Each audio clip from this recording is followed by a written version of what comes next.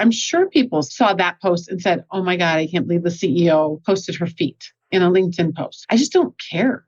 I think the impact outweighs the risk at that point for me, because I know there's people on the other side that need to hear that message.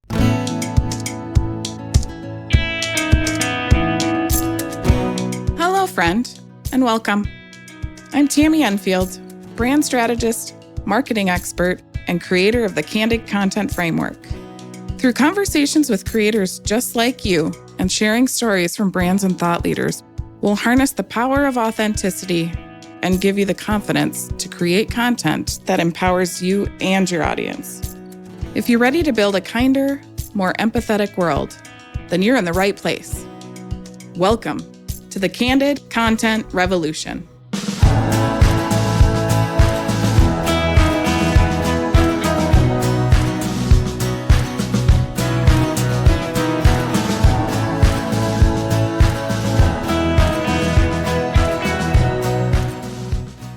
Jamie. Hi. Welcome to my podcast. Thanks for having me. I'm so excited. Tell me a little bit. I mean, I know who you are. We've been working together for a little bit, but tell my listeners who you are, what you do, and where you are currently located. Currently in Minneapolis, Minnesota, very, very cold Minneapolis, Minnesota. I am a CEO of Keystone Group International. I'm a mom of 4. I am an owner of a 60-acre horse farm as of the last 2 weeks. So I'll update you on all of that. And I share that just because I'm a lot of things, especially beyond just being a CEO. But, that's one of my jobs. And at Keystone, we help organizations create impact at the human level, and we help them grow and scale in a healthy way through strategy, leadership, and culture work. So that's what we do. That's what I do for my day job. Yeah, you also have a platform around surviving greatness. I do. Yes. My 3rd book is about to be released and is focused on kind of that level of success that you get to where you're at the top of the mountain and you're looking around like, is this what I've been working 80 hours a week for? And there's got to be something more. And that's where I'm at in life. And so I'm kind of creating a platform for a lot of other people that are feeling the same way in life about what's next? How do you live into your purpose? Yeah. How do you kind of create a bigger dent, I guess, in the world? Yeah.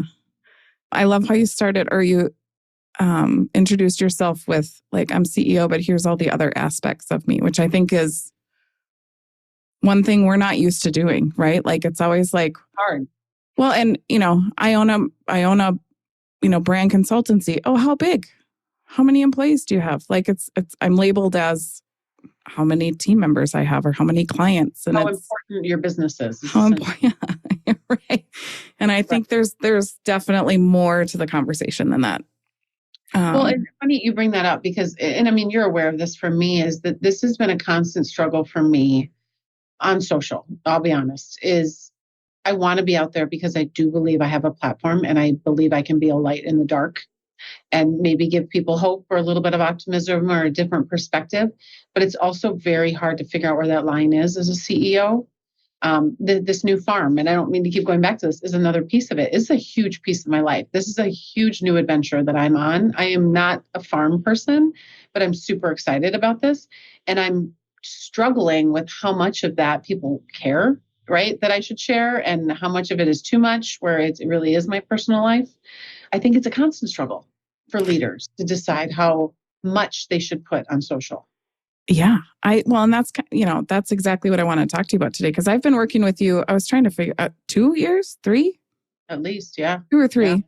And when I came on, it was really about how do we launch a book, right? The Culture Climb.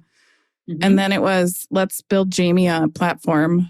And it was, you were hiring a big team. Like there was a bunch of transition. And as we've come out of this, I've really moved into like helping you build your personal brand platform. Mm-hmm. And your team is handling Keystone's platform really well. But I've watched you kind of ebb and flow of like, I really want to share pieces of myself and I don't want people to think I'm unprofessional, which is something that I work with a ton of people on. It's like, how much can we share that won't think people are like, people won't look at LinkedIn and be like, oh my God, why is she sharing this? So and I'll be honest, I still look at some people where I'm like, whoo, why are you sharing that on LinkedIn? Right? I mean, so I do the exact same thing, right? We all have judgments. And this has been a journey for me. And I would say I'm in a very different place now than I was 2 years ago about what I can share. And the reason is that when I've popped into those moments of real vulnerability, I have gotten so many messages on the side of like impact and like, you have no idea I needed to hear that today. And so every time you do it, you're like, oh, somebody needs this from me. So it actually doesn't become about you anymore. It becomes about others. And it makes it a little easier to be more vulnerable, but I still struggle with where that line is. I don't think there's not a perfect answer to it. No, I agree. I do think what I try to talk my clients through and teach people about is that there's a few different ways. Like, let's make sure that all of your content can lead back to a personal value. Mm-hmm. Let's make sure that we incorporate some pivot stories, like what made you think differently about something. Yep. And then I tell people all the time, we have to share from the scar and not the wound. Like if we are online talking about something super triggering before we're healed from it, that energy comes across. And those are probably the cringy posts. Like they are the cringy posts because I know the person and I'm like, why are you, I need to write this down. It's the scar and not the wound, because that is where I share from. And I've gotten really good at knowing if it's still an open wound and I need to not talk about it right now, right? I can journal about it. I have other outlets, but social does not need to be the place.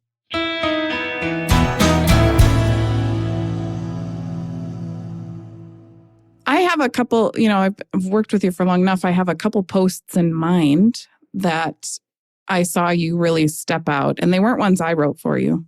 They were ones you wrote for yourself. And there's two I have in mind. One was you weren't feeling great at home and you made a post about exhaustion and burnout and like your body will do the thing for you. And then you made a post on your Peloton. Do you remember that one? Where it was like a picture of, I think it was Allie Love. And it was a comment or a quote that she had said that really hit you that day. Mm-hmm. So I think that was my first book even. Yeah, I talk about that story. Yeah, like you were... Both of those posts were obviously not times that you thought, hey, I'm going to snap a picture of this and write a post on LinkedIn, right? Like neither of them showed you, which I don't think is always necessary. Like you don't have to show your face all the time. But do you want to talk about like what posting both of those felt like for you and what feedback you got? Maybe a little context around it. I've gotten a lot more in tune with and my team knows this. So I'll show up and I'll be like, oh my gosh, I had this thought this morning. And my marketing manager, Sarah, will be like, make a video on it right now. Like, right. Because I'm passionate. There's something I read. There's something that just hit me.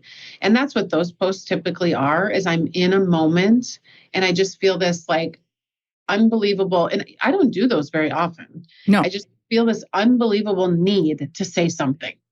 And, I don't just shoot it off. I usually take a picture in the moment and then I give myself some time to really like, why do I want to share this, right? What do I hope it does for others? And the one about being sick in bed, that was a 2-3 week run of a ton of travel, a ton of events, like day and night. And I got to a Friday morning of like the third week.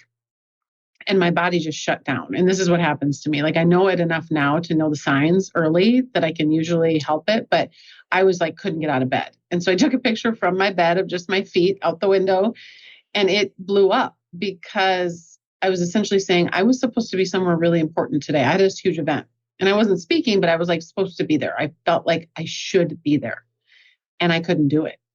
And I was full of guilt and I felt horrible.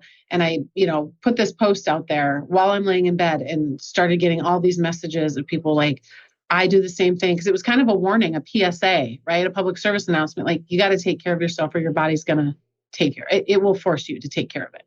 Mm-hmm. And that's what happened to me. And I just think it's so relatable that it normalizes something for all of us. When someone else says that, you're like, oh, I deal with that too. I just don't post about it, right? But I've had that same situation. So I think it brings people closer together when you can be vulnerable like that and share what's really going on. Yeah.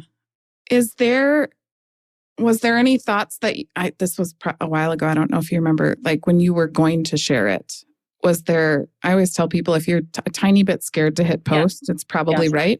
Yes. Yes. You have a message to say. And if it's if it's pushing up on some, or someone could possibly disagree with it, or, a client could see it and be like, she's crazy. I mean, like all these thoughts go through your head, right? But at the same time, I think it's like a muscle. So the more you do it and the more you get a reaction that's positive and impactful, the more open you are to doing it and less worried you are. I'm sure people saw that post and said, oh my God, I can't believe the CEO posted her feet in a LinkedIn post, right? I'm sure there were people. I just don't care.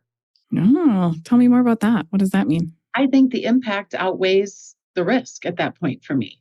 And so anytime the impact outweighs the risk, it's a much easier decision. Doesn't mean I don't have a little angst when I hit the post button, but it's a much easier decision for me because I know there's people on the other side that need to hear that message. And usually that's what I say.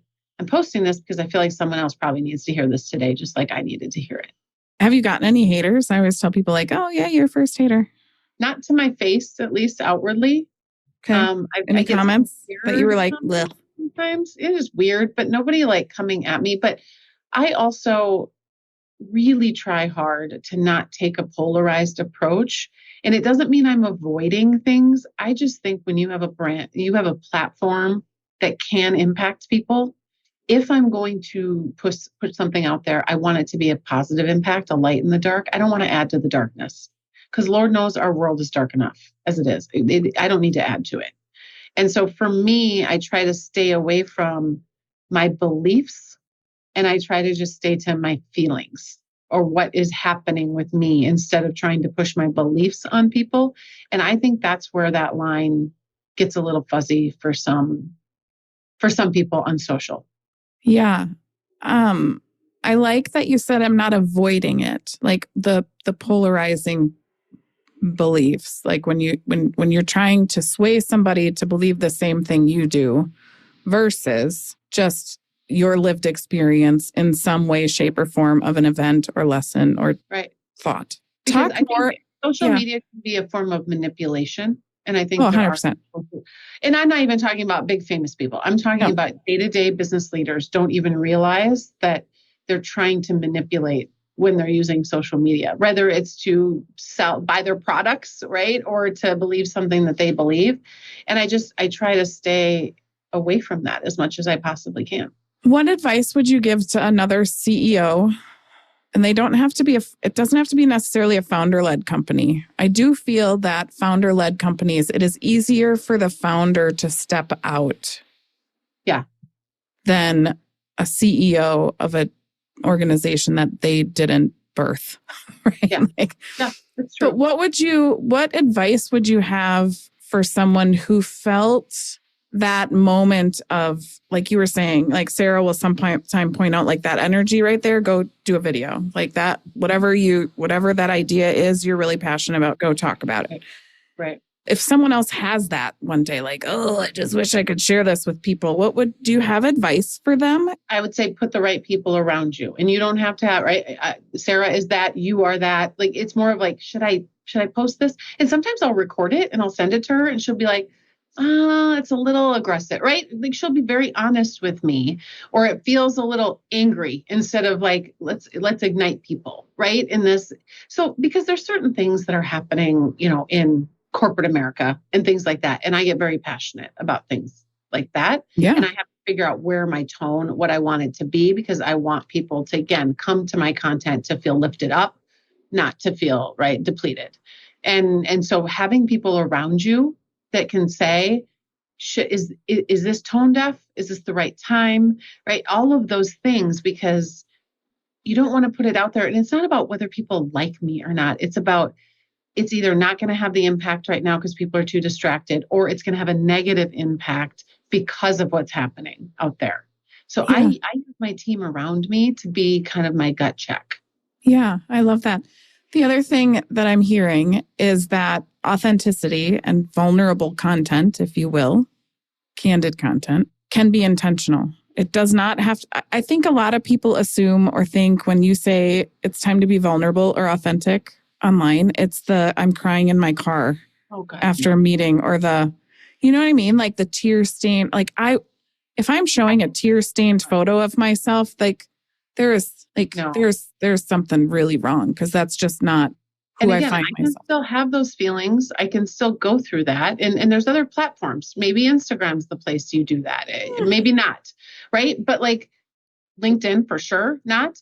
But I think it's about how do you want people to feel and believe and do with the content you're putting out there? And if you want them to feel like their own mental health issues from your content, then that's not good. Right. Like, I think you've got to really think about it before you put it out there and decide where that line is. I can judge too, just like everyone else probably judges me on maybe I'm putting too much out there, but there are people who put more than I think they need to on social. And I think for each CEO, each executive, it's just deciding where you're at in your life, who's watching. Like my kids are important to me and they're on social, right? They're all college age. And I am very cognizant of what I put out there, even about them, right? Or about our family or pictures I share. I always ask them, can I share this? So I think you have other people that are impacted by what you're doing. So it's just being aware of that. Yeah, I do. I love the idea of being intentional about the authentic content and not just posting because you're feeling passionate about something. Because that passion could, like you said, be tone deaf in the moment, right? Right. Or not accomplish have a negative impact. goal. Not Yeah. accomplish what you want it to accomplish.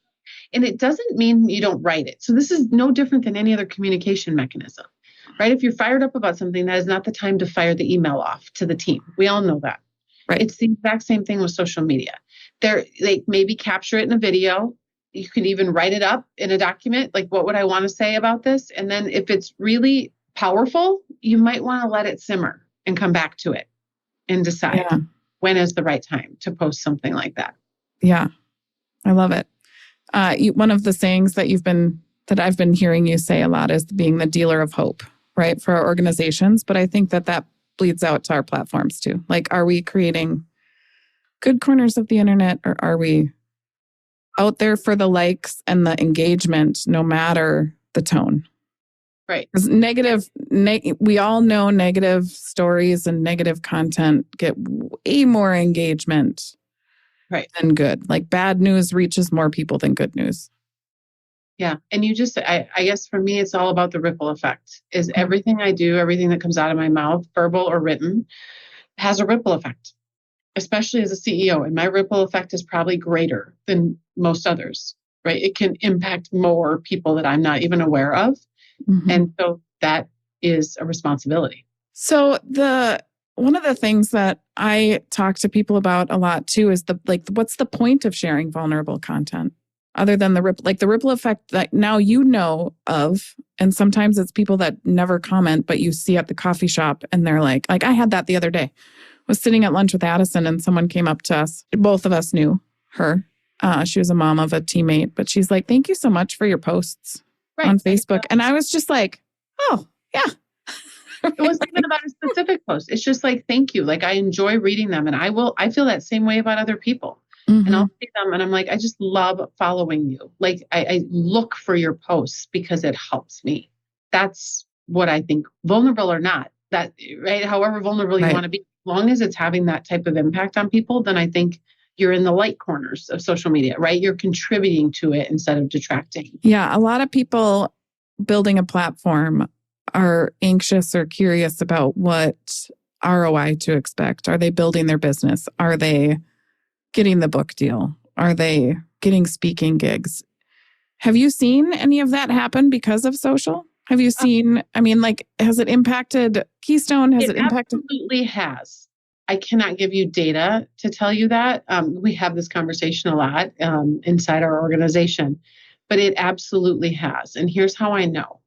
Because every time, and I can say almost every time I go to an event or I walk in a room, right, where I'm going to know people who know me, the first thing out of their mouth is, "Man, you guys are doing some amazing work," or "You're killing it," or like, "I loved that post." That is the first thing out of someone's mouth every time they see me. And it's not a, "Wow, you're internet famous." It's not from that lens. It's more of a lens of like, kind of keep doing what you're doing. Like, I love reading your stuff. And it's overwhelming, but the last 2 years, it's just become every event I go to. So to me, that's a metric.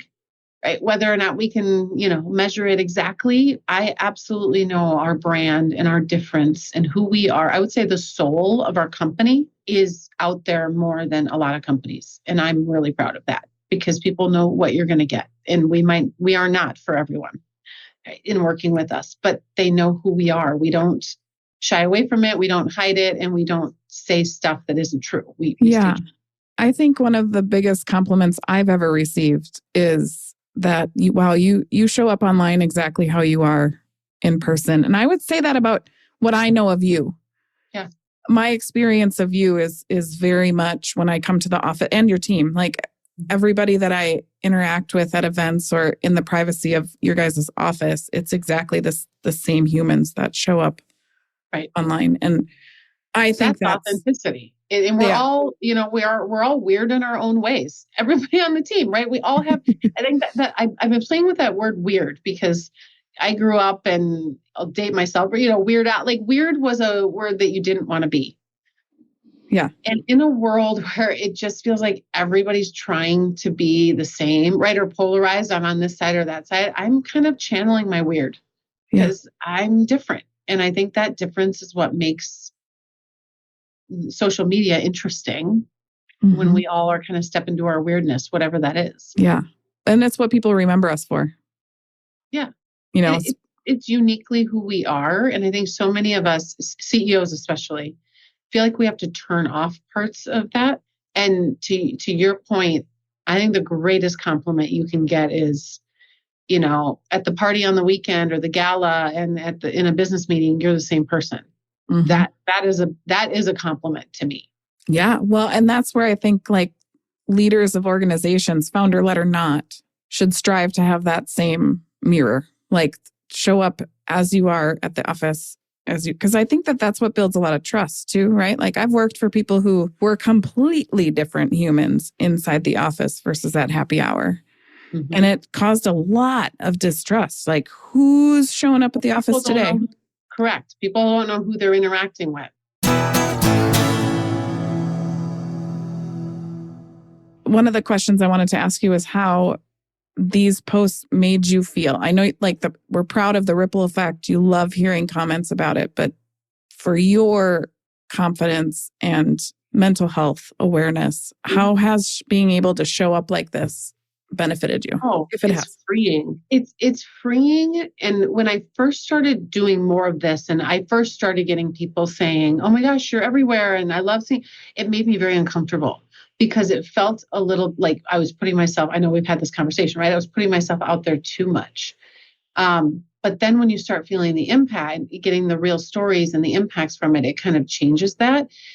But the freedom for me and what I really feel in the shift is the two examples that you brought up, you had to bring them up. I hadn't even thought of those in a really long time, right? They were at a point in time and they shared and they had an impact and I moved on. So there's no ego tied to them. That's how I know I'm showing up differently is I'm not actually thinking about those posts that we had huge engagement and I'm just like, what am I going to post this week that can continue that impact? And so it's this freedom that I'm not tied to how many impressions or how, like which post went viral and which post didn't. Like, I just don't care. Did they have an impact or not? And what's the next impact I need to have? So I'm usually always looking forward and I kind of forget about maybe what I talked about 2 weeks ago. How do you get there? How can creators get there? This is a question less of like leadership, more of, is it emotional intelligence? Is it mission driven? Is it? I think it's less focused on what everyone else is posting and more focused on what lights you on fire. Because I honestly believe that our it is a digital reflection of our energy.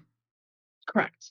And if we're posting something that we are bored with, and that make us bored, like why are we posting it? And when it's same thing when I see people that just repost someone else's post with no words, with no context. It's the stupidest thing you could do. And actually, I think it's even disrespectful to the person you're reposting. I'm like, I want to know what it made you think. Share something of yourself. So for leaders that are listening, please stop doing that. It does nothing for anyone because everyone your network wants to hear not what I said.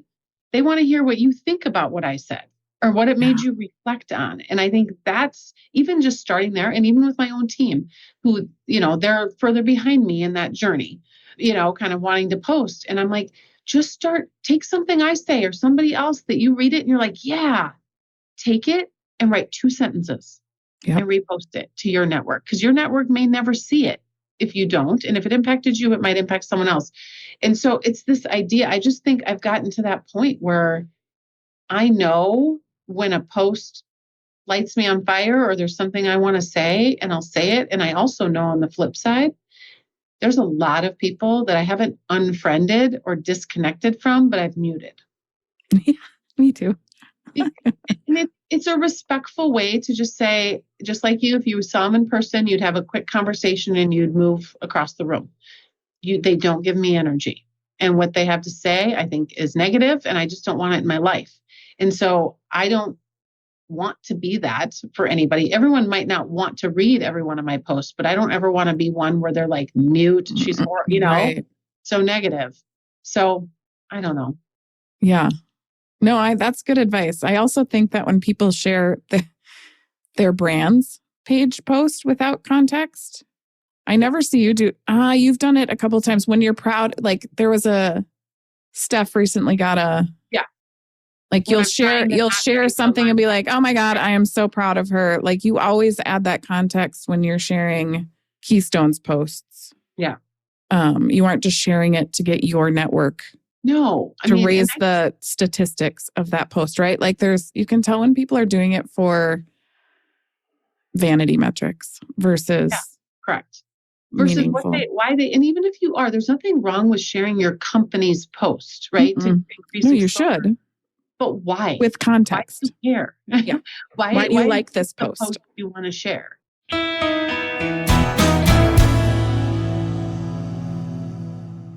One last thing I want to touch on is we touched on it briefly before in terms of when I don't talk about something polarizing, it doesn't mean that I'm avoiding it.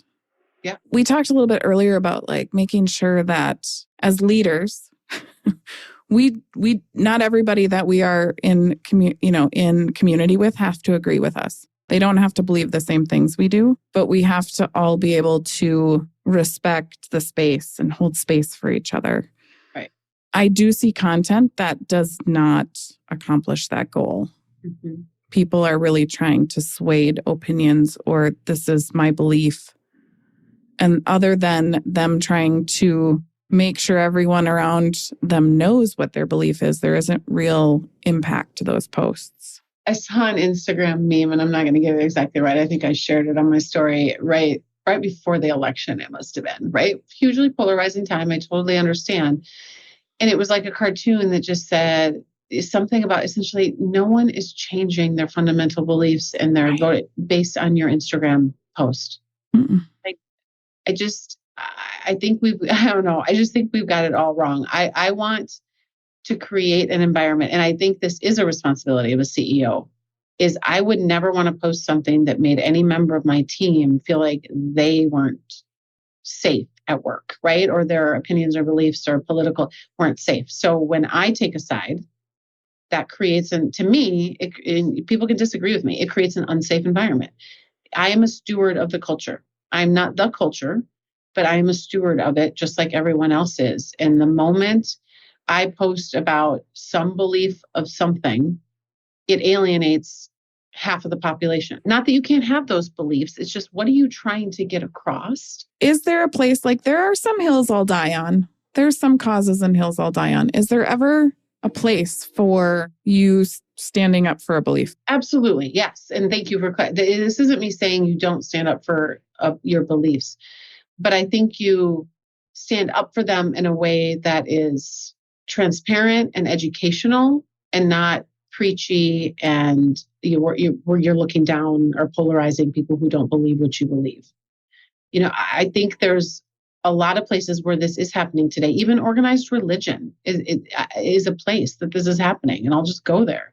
I think there are a lot of people who put their beliefs out more to make, you can tell from the posts, more to make themselves feel like they are good Christians or good whatever, than they are to actually change anyone's beliefs, right? Or shift anyone's perspectives. I don't think we share enough of the backstories.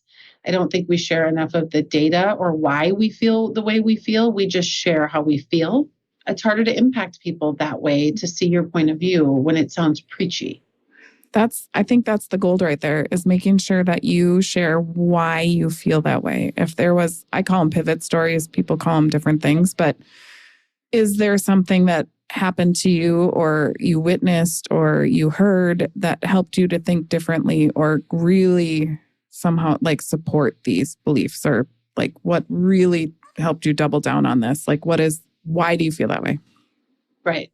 And I mean, I don't share this a lot. I mean, people know, but like, I even think about, some of my beliefs about teenage pregnancy and, Planned Parenthood and all of these. I don't share those beliefs, but I do tell my story of my mom got pregnant with me at 16, right? Had me at 17.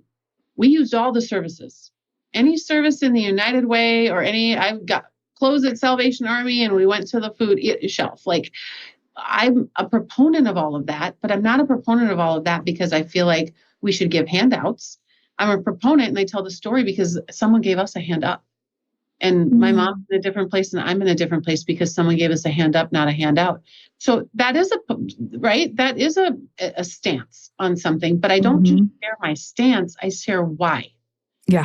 Because when we share our stories, I mean, this is what social media should be about, is when we share our stories and what we've grown up with and how we were raised and how that impacted us, we tend to have more grace for each other and how we feel and what we believe in, if that makes sense. Yeah. So it's about telling the story as a leader if you're going to be on social, but then you've got to be willing to be vulnerable.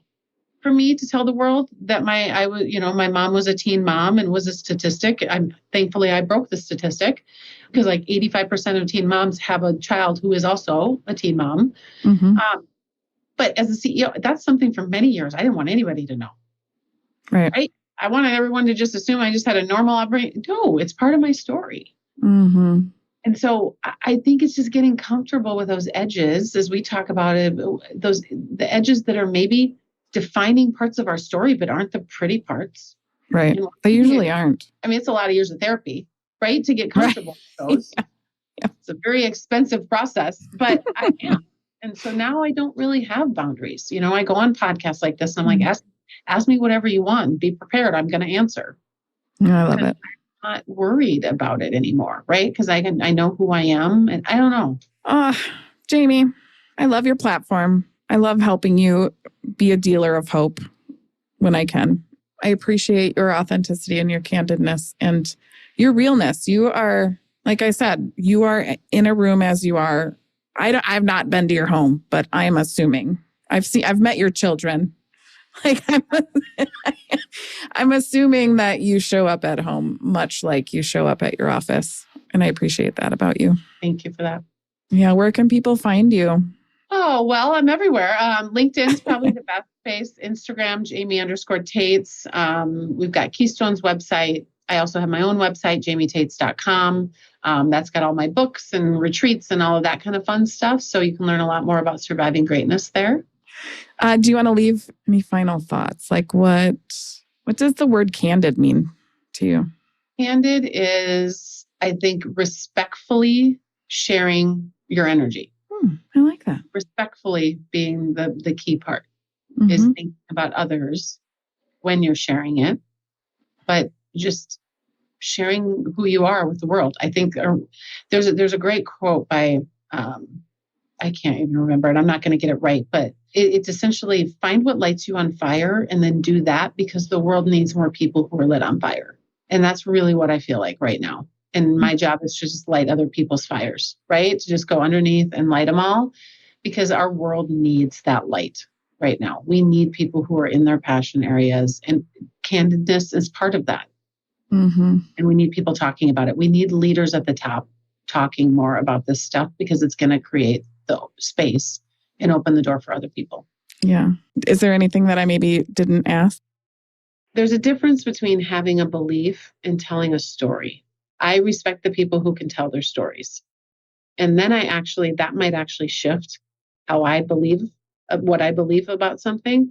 Yeah, But you preaching to me that I'm supposed to believe something is right or wrong constantly does nothing for me. In fact, it makes me push away from your content. So I just think people need to be aware of that's the stories is what's going to get people to believe more of what you believe, not just you telling them they should believe what you believe.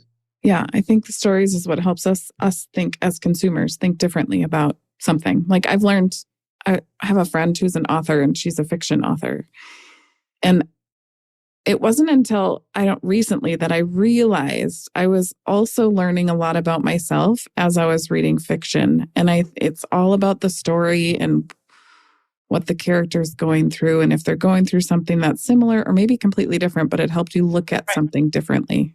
It reflects it back to you, like what and it's the exact same thing that happens just is the human condition, right? Between two humans is most of my fears and my ego, right, are reflected on what I see from other people, and that's reflected back on me. So I've gotten better at really paying attention to what is triggering me and why, because it's actually about me, not about the person who's the triggering. That's the hardest thing to learn, isn't it? I think that's it is, but it's the hardest thing to stop and say, why is this triggering me?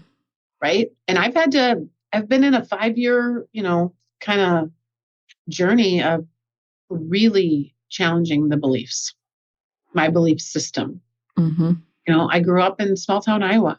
I, grew up and was handed a whole bag of beliefs that I was supposed to carry with me forever. And a lot of those beliefs don't serve me anymore. Yeah. And so I've had to challenge a lot of those. Yeah, and figure out what parts of it you're going to take forward and what parts of it you're going to leave behind. And I've thought I was going to move in one direction and then got in that direction and decided I didn't want, right? That's my prerogative. But I just think more of us need to challenge our own beliefs instead of just sitting so rock hard in them and believing it's the only way. Those are the posts where I'm just like, I'm out. You're muted. Like if that's your only way is to tell people how they're supposed to feel, that's just not good content. Yep. I love it. Yeah, that's not thought leadership. It's not. It's not. And I think most people think that are doing it think it is, but they don't understand. It's not moving the needle in any way like you think it is. There's a different way to do it that could actually move the needle, and you could use it for good. Thanks for coming on, sharing your story. Thanks for having this conversation. I love it. I appreciate you. Have a good week. Thank you. You too. Bye. Bye.